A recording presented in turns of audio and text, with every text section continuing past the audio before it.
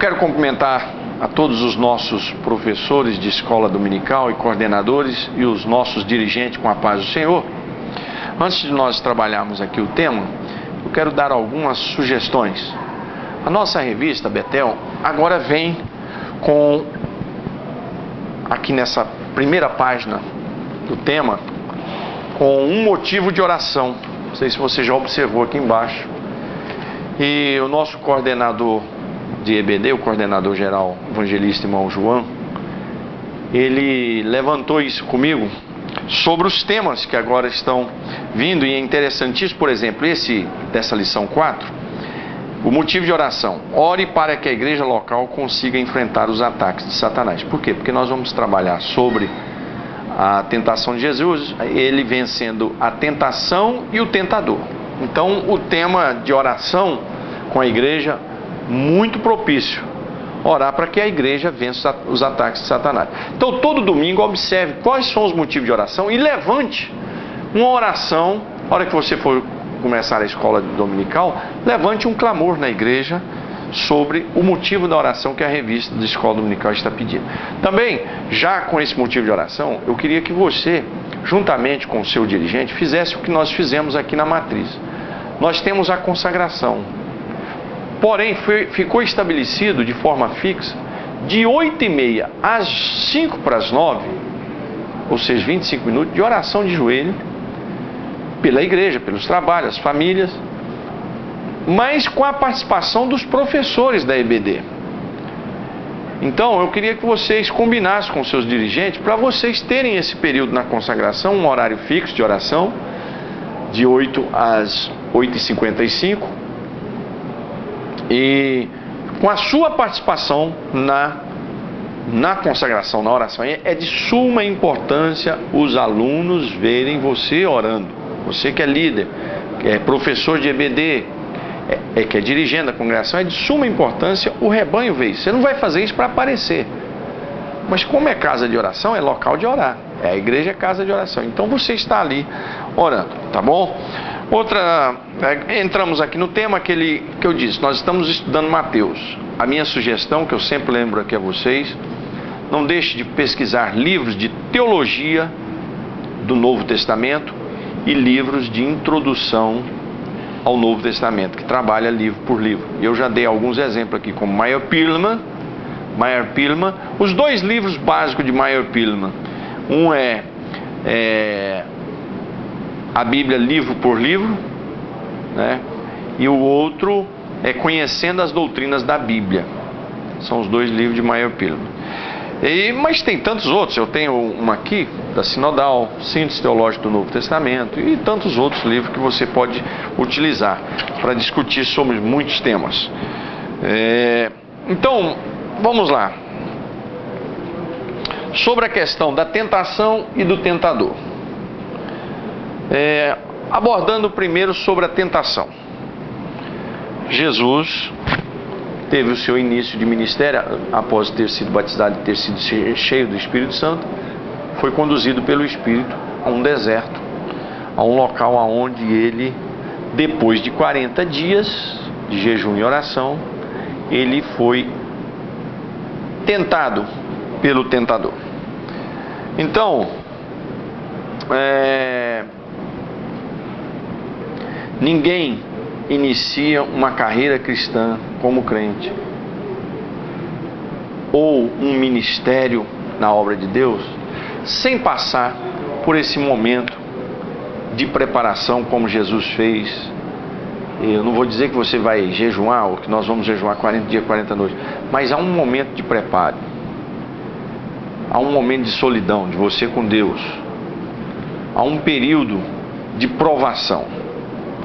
Não que essas provações, essas tentações vai encerrar ali, mas a introdução de uma vida cristã, de um ministério, tem que passar por isso. Eu queria que você levantasse isso com o seu aluno.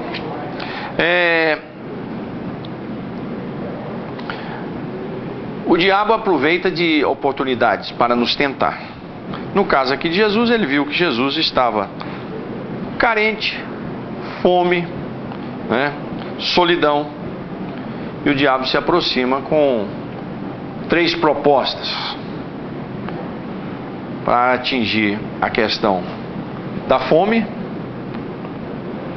para mexer com o ego de Jesus, sobre o poder, a glória, oferecendo, e também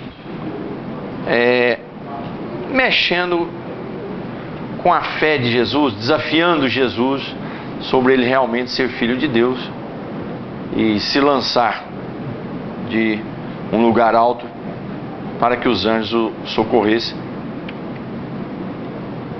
Então, o diabo, ele trabalha para atingir aonde nós estamos fragilizados. Pessoas que vão estar fragilizadas no seu relacionamento sentimental, de casamento. Outros vão estar abalado na área financeira, passando uma crise financeira. O diabo chega com uma proposta ali, né, uma proposta de corrupção, uma proposta de pegar um dinheiro de forma suja, tudo isso. Na área sentimental, né, há um abalo ali de relacionamento entre o casal. Então vem as tentações, as propostas malignas que podem surgir nesse momento. Estou dando 2 exemplos aqui, e que você levante essa discussão, as tentações que nós passamos. É importante lembrar que tentação não tem nada a ver com cair em pecado. Ser tentado não quer dizer que você pecou. Pessoa passar por tentações não está relacionada a se contaminar com o pecado. Tentação é uma coisa, cair em pecado é outra, né? Ao tentar alguém chegar com uma proposta errada para você, você não pode impedir aquela proposta errada, mas você pode impedir que aquela proposta não seja aceita. Ela chegar até você há várias formas, mas aí você rechaçar, aí sim. Então, quando a gente não rechaça essa tentação, sim, aí vem o pecado. Discuta isso com o seu aluno. E, como eu disse, ele vai trabalhar na carência da natureza física de Jesus, no prazer das coisas religiosas, na ambição do poder, aonde o diabo vai tentar fragilizar Jesus, e ele foi vencido em tudo. Mas o que eu quero discutir aqui, levantar de importância nisso aqui? Como Jesus combateu a tentação. Qual foi a arma que Jesus usou? É isso que você deve discutir com a igreja, com a sua classe, com os seus alunos. Ele usou a palavra de Deus. Ele disse: está escrito. Há um livro muito famoso de hermenêutica bíblica, exatamente com esse termo: está escrito. É um livro de estudo da palavra de Deus, de textos, de exposição da palavra de Deus, e o nome do livro é esse: está escrito. Quer dizer, é um livro que nos incentiva a basear e analisar realmente o que está escrito na palavra de Deus.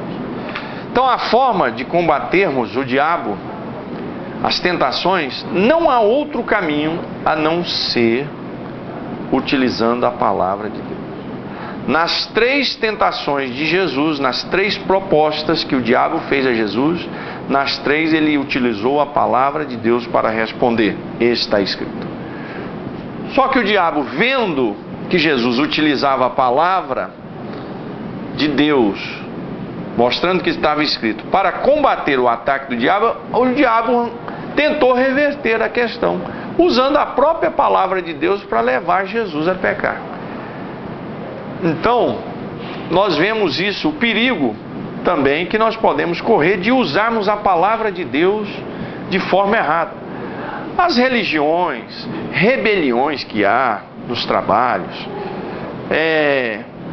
falsas religiões, todas elas, a maioria, estão fundamentadas, as pessoas se fundamentam na palavra de Deus, pegando textos isolados, assuntos isolados da Bíblia e aplicando ao seu bel prazer, para a sua satisfação própria, né? Então, levante essa questão: Hoje o nosso povo nunca teve tanta exposição e lançamentos de Bíblias com comentários como atualmente no mundo. Nunca nesses 2000 anos. Porém, parece que nós nunca tivemos um período em que o povo lê tão pouco a Bíblia. Então motive o seu aluno a estudar a palavra de Deus. Uma questão que eu quero levantar aqui também, sobre a questão da tentação e o tentador, foi Pedro Abelardo, um filósofo e teólogo da Universidade de Paris, lá pelos 1200 depois de Cristo.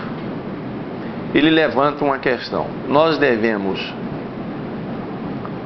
resistir ao pecado, desafiando o pecado, ou afastar do pecado? E ele levantou essa questão com seus alunos. E os seus alunos, para prová-lo, acharam a prostituta mais bonita de Paris e colocou deitado lá na sua cama do seu quarto. Quando ele chegou, estava ali uma mulher nua, muito bonita. E os alunos observando do telhado sem ele saber. E os alunos estavam nessa discussão, porque alguns alunos diziam: não, você tem que sair fora do pecado e não enfrentá-lo. E Pedro Abelardo dizia: não, você tem que enfrentá-lo. Não nessa situação. Pedro Abelardo, nessa situação, ele venceu, mas depois ele acabou caindo numa situação muito ruim. Como exemplo, nessa discussão do professor Pedro Abelardo sobre resistir ao pecado, aqui não é o diabo, não confunda resistir ao pecado com resistir ao diabo, são duas coisas diferentes. A Bíblia nos ordena a resistir ao diabo com a palavra de Deus. O que eu estou levantando a discussão aqui é querer resistir ao pecado ou fugir do pecado. Nós temos dois exemplos na Bíblia de dois jovens, dois com um perfil semelhante, criados com a família, servos de Deus, uma formação bíblica, dentro do seu contexto, é claro, José e Sansão. Sansão ficou beirando, rodeando, próximo do pecado, achando que tinha forças para, a hora que quisesse, resistir e vencer o pecado. E foi indo, brincou uma vez, duas, três e várias vezes, desobedecendo aos pais. Acabou sendo engolido pelo pecado e o seu ministério, a sua liderança, o seu governo como juiz foi engolido também e morreu jovem, cedo. Nós temos um outro exemplo, José no Egito. José, ele foi tentado de várias formas, mas José, na tentação sobre a mulher, que foi uma das tentações, não foi a única que ele recebeu, mas na tentação na área sentimental, José não ficou brincando ali não ficou com conversinha ali. José correu, inclusive largou a sua capa, que serviu como instrumento de acusação para ele, mas ele não quis saber.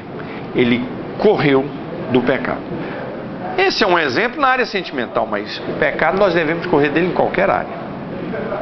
Devemos sair fora, porque a nossa natureza é propícia, mais cedo ou mais tarde, a se dobrar ao pecado.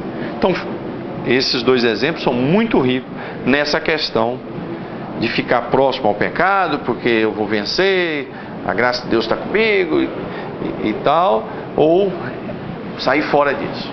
Então, uma discussão que eu sou contrário à teoria de Pedro Abelardo, que ele dizia que tinha que enfrentar o pecado e de frente e para cima.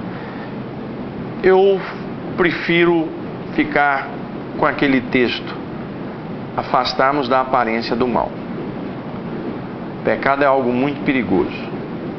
Melhor é nós reconhecermos a nossa fragilidade, a nossa dependência de Deus e procurar o máximo possível se afastar.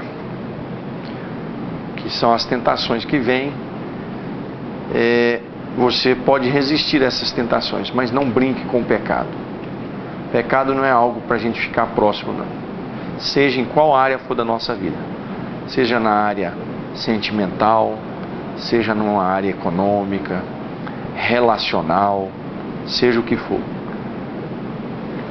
Discuta isso com seus alunos, né? Sobre afastarmos e ficarmos na dependência de Deus. Porém, já o diabo, a Bíblia nos ordena a resisti-lo. Não manda a gente sair correndo do diabo. Já nos incentiva a resistir. E como é que nós resistimos ao diabo? Não é correndo atrás do diabo, né? Mas resistindo às suas tentações, seus ataques. Com o quê?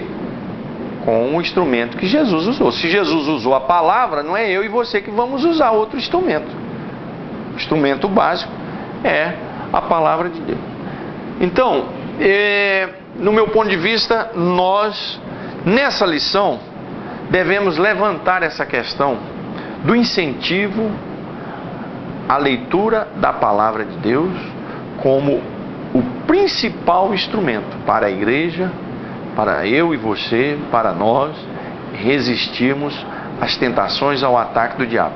É estarmos firmados na palavra de Deus e, é claro, não com soberba, eu sei, eu conheço, mas sempre na dependência do Espírito Santo, sempre na dependência da misericórdia de Deus, que a palavra de Deus diz que são as causas de nós não sermos consumidos. Então, Jesus vai vencer esses ataques do diabo com as suas tentações, estruturado na palavra de Deus. Então, essa é a principal discussão que eu levanto com você. Utilizar e levantar. Está escrito. Palavra de Deus é a arma principal do cristão e da igreja. Discuta essa questão também que eu levantei de Pedro Abelardo sobre o pecado, né? Tem muita gente que se sente fortalecido e fica desafiando ali, convivendo com o pecado. Então, a minha recomendação, saímos fora disso, né? Saímos fora disso. Tomarmos muito cuidado com o pecado, porque a nossa natureza é tendenciosa a aceitar o pecado. Então a melhor coisa é afastarmos dele. Porém, ao diabo, enfrentar as tentações, aos seus ataques. A Bíblia diz: resisti ao diabo e ele fugirá de vós. E como é que se resiste? Jesus nos diz, usando a palavra. Está escrito, mas não só isso. Se submetendo a Deus, sendo obediente a Ele, humilde, na dependência do Espírito Santo, e você vai ser um cristão vencedor. Esses são os tópicos aí que eu peço a você que levante com o seu aluno. São as sugestões que nós passamos a vocês. Fica aqui a nossa palavra de gratidão pela sua vida. Que Deus continue abençoando vocês. O nosso muito obrigado.